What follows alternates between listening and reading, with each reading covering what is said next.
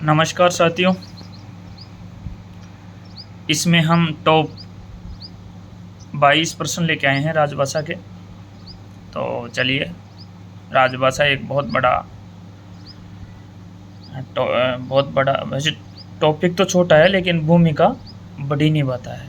बड़ी इसलिए निभाता है कि टॉपिक छोटा है, इजी है, आसान है। और भूमिका इसलिए बड़ी निभाता है कि ये पेपर का 10% होता है। तो यदि 10 के 10 आप इसमें मार लेते हैं तो आपके लिए 60% क्रॉस करना बहुत ही ईजी हो जाता है। तो चलिए शुरुआत करते हैं। 60% इसलिए ईजी हो जाता है, जब आप 10 में से 10 इसके नंबर मार लेते हैं तो फिर बचे 100%। तो 100 में क्या 2 में से 1% भी आपको नहीं आएगा,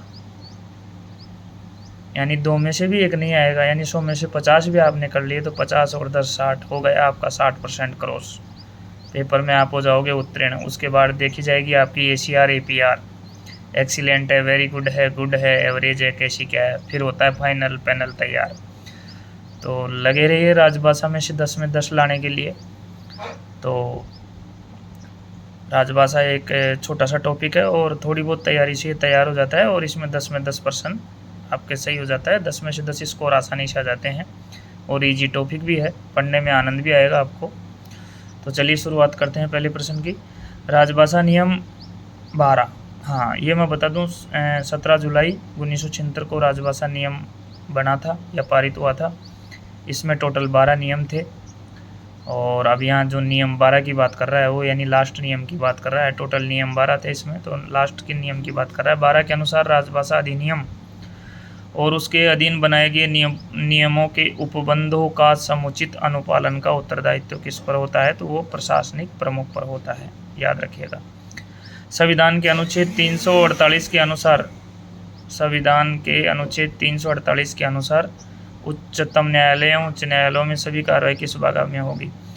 तो जो आपके हिंदी से संबंधित हैं, अनुच्छेद 343 से 351, उनमें 348 आर्टिकल जो 348 है उसके अनुसार जो हाई कोर्ट और सुप्रीम कोर्ट है उसमें ओनली इंग्लिश लैंग्वेज का यूज किया जाएगा। नेक्स्ट प्रश्न है, बोलने वालों की संख्या के अनुसार विश्व में किस भाषा का दूसरा स्थान है? तो बोलने वालों की संख्या के अनुसार विश्व में जो दूसरी भाषा का स्थान है वो आपकी हिंदी है। राजभाषा अधिनियम कब लागू हुआ? तो राजभाषा अधिनियम 10 मई 1963 को लागू हुआ, और ये 26 जनवरी 1965 से प्रभावी हुआ, और ये ठीक 4 साल बाद 10 मई 1967 को संशोधित हुआ। तो ये तीनों प्रश्न आप इससे संबंधित याद रखिएगा। नेक्स्ट है, राजभाषा नियम कब लागू हुआ? तो राजभाषा नियम 17 जुलाई 1976 को लागू हुआ। तो आपका ऑप्शन ग। केंद्रीय अनुवाद ब्यूरो की स्थापना कब हुई? तो ये 1971 में हुई। 9वां विश्व हिंदी सम्मेलन 22 से 24 सितंबर 2012 को कहाँ आयोजित हुआ था? तो ये जोहान्सबर्ग में आयोजित हुआ था। संघ की राजभाषा की स्वर्ण जयंती किस वर्ष मनाई गई? तो ये 1999 में बनाई गई थी।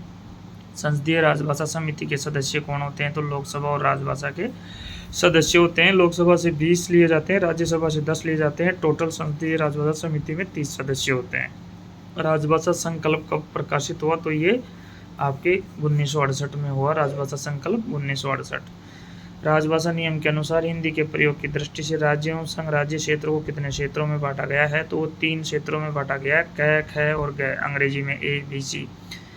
क के अंदर 11 स्टेट आते हैं, उसमें आपका केंद्र शासित प्रदेश भी है, अंडमान निकोबार द्वीप समूह। उसके अलावा दिल्ली, हरियाणा, राजस्थान, UP, MP, बिहार, उत्तराखंड, छत्तीसगढ़, झारखंड,